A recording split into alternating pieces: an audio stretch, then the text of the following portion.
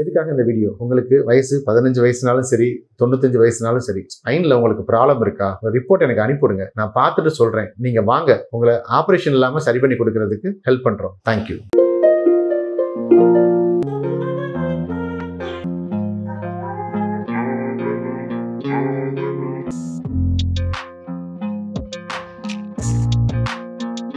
Hi, நான் doctor Jayachandran, Sun hospital, Madurai. இந்த வீடியோவில் நம்ம பார்க்க போகிற பேஷண்டோட பேர் அபிநயா. வயசு 31 தான் ஆகுது. 31 வயசில் இவ்வளோ பெயினா அப்படின்னு கேட்குற அளவுக்கு அவங்களுக்கு வரும்பொழுது அவங்களுக்கு ப்ராப்ளம் இருந்தது. சிவகாசி தான் அவங்க. சிவகாசிலேருந்து அவங்க ஃபர்ஸ்ட் டைம் நம்ம சன் ஹாஸ்பிட்டலுக்கு ஓபியா வந்தப்போ சிவியர் பெயின், அதாவது நிற்க முடியல, நடக்க முடியல, லிட்டரலாக அழுகுறாங்க. எங்களுக்கு அவங்கள பார்க்கும்போது அவ்வளோ கஷ்டமாக இருந்தது. இவங்களை எப்படி சரி செய்ய போகிறோன்ற ஒரு பயம் வர்ற அளவுக்கு அவங்க அழுகுறாங்க. அந்த அளவுக்கு அவங்களுக்கு சிவியர் பெயின். நாங்கள் எப்பயுமே ஸ்கேன் ரிப்போர்ட்டை மட்டும் நம்ப மாட்டோம், பேஷண்ட்டையும் செக் பண்ணி பார்ப்போம். ஃபிசிக்கலாக அதுக்கு நிறைய டெஸ்ட் இருக்கு. இப்போ எக்ஸாம்பிள் இப்போ படுத்துக்கிட்டு காலை தூக்க சொல்கிறோம் அப்படின்னு வச்சுக்கோங்களேன், ஒரு ஸ்ட்ரெயிட் லெக் ரேசிங் டெஸ்ட் அப்படின்னா அதில் அவங்களுக்கு எந்த மாதிரி பெயின் வருதோ அதை பொறுத்து அவங்களுக்கு இப்போ L4 L5 டிஸ்க் பல்ஜ் இருக்கா, டிஸ்க் ப்ரொட்ரூஷன் இருக்கா, எக்ஸ்ட்ரூஷன் இருக்கா, இல்லை L5S1 இருக்கா, L3 L4 இருக்கான்னு நாங்கள் செக் பண்ணி கண்டுபிடிப்போம். அது மாதிரி நிறைய டெஸ்ட் இருக்கு. ஒரு 4-5 டெஸ்ட் பண்ணி கண்டுபிடிச்சு அதுக்கேற்ற மாதிரி தான் ட்ரீட்மெண்ட் கொடுப்போம். இவங்களுக்கு டெஸ்ட் பண்ணப்போ இவங்களுக்கு நிறைய பெயின். என்ன டெஸ்ட் பண்ணாலுமே இவங்களுக்கு பாசிட்டிவா தான் வருது. சரி, ஓகே, பாதம் எப்படி இருக்குன்னு பார்த்தோம்னா பாதத்துல சிவியர் மதமதப்புனா 31 வயசுல பாதத்தை தொட்டாலே தெரியாத அளவுக்கு மதமதப்பு இருக்கு. அந்த அளவுக்கு அவங்களுக்கு டிஸ்க் பல்ஜ் ஆகி அவங்களுக்கு ப்ரொட்ரூஷன் ஆகி ப்ராப்ளம் கொடுத்துக்கிட்டு இருக்கு. வயசு 31 தான் ஆகுது. நடக்க முடியல.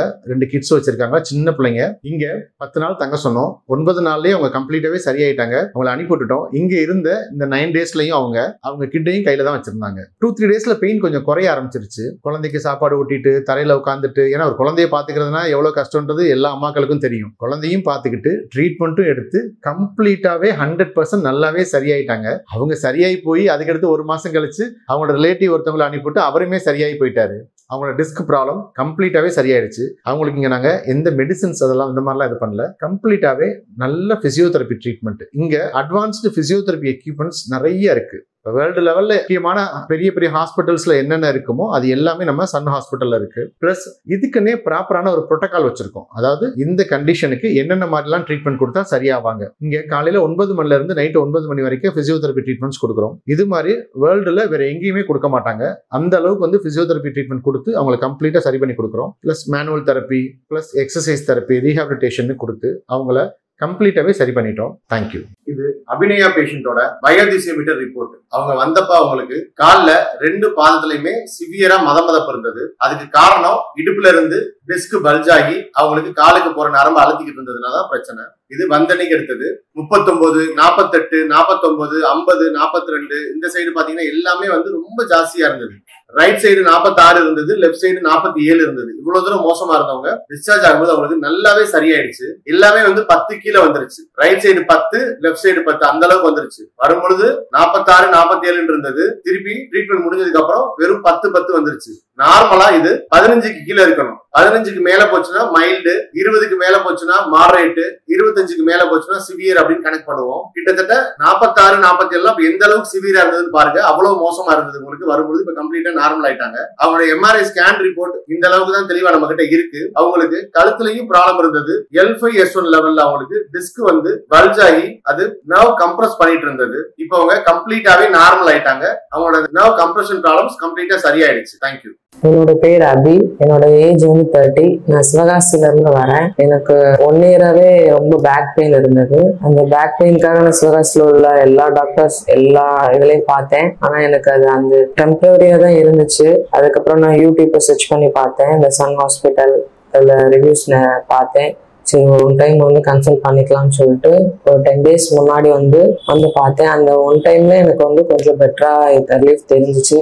சரி, ஓகே, அடுத்த 10 days நம்ம இங்க தங்கி இந்த ஃபுல் ட்ரீட்மெண்ட் எடுத்து நம்ம பார்க்கணும்னு சொல்லிட்டு எல்லாம் அரேஞ்ச் பண்ணி பசங்களுக்கு எல்லாமே விட்டுட்டு நான் இங்க இப்ப 10 days, இன்னைக்கு 9th. எனக்கு நல்லா பெட்டரா தெரியுது. ரிலீஃப் எல்லாமே எனக்கு போயிடுச்சு. நான் இப்போ ஒரு 2 hours நின்றுட்டே தான் இருந்தேன். எனக்கு அந்த பேக் பெயின், அந்த குடைச்சல் எதுவுமே எனக்கு இல்லை. இங்க உள்ள நர்ஸ் டாக்டர் எல்லாமே நல்லா கேர் பண்ணி பார்த்துக்கிட்டாங்க. கண்டினியூஸா இங்க ஃபுல்லா ட்ரீட்மெண்ட் எடுக்கிறது எனக்கே கொஞ்சம் ஆச்சரியமா தான் இருந்தது. கொஞ்சம் கூட கேப் கிடையாது. ஃபுல்லாவே லஞ்ச் டைம் மட்டும்தான் பிரேக் விட்டமின், மற்றபடி ஃபுல்லா அவங்க ட்ரீட்மெண்ட் பார்த்துக்கிட்டே இருந்தாங்க. அது இல்லாம என்னால சர்ச்சில் ஒரு 1 hour கூட காலை மடிச்சு உட்கார முடியாது. அந்த டைம்லாம் ஃபுல்லாக கால் மதப்பா இருக்கும். எந்திரிச்சு என்னால் டக்குன்னு எந்திரிக்க முடியாது. காலெல்லாம் வந்து ஃபுல்லாக ஃப்ரீஸ் ஆன மாரி ரொம்ப இதாக இருக்கும். ஆனால் இப்போ அது சுத்தமாகவே இல்லை. வந்த முதல் நாள் வந்து எனக்கு நிறைய இருந்தது. அந்த மாதிரி செக் பண்ணி பார்த்தப்போ நம்ம கால் எவ்வளோ இது இருக்கா, நம்ம உடம்புக்கு எவ்வளோ பெயின் இருக்கான்றது செக் பண்ணி பார்த்தது. ஆனால் இப்போ எனக்கு சுத்தமாகவே இல்லை, பேக் பெயினும் இல்லை. நான் இப்போ நல்லா இருக்கேன். இங்கே உள்ள டாக்டர் நர்ஸ் எல்லாருக்குமே ரொம்ப தேங்க்ஸ். நல்லா கேர் பண்ணி பார்த்துக்கிட்டாங்க. தேங்க்ஸ்.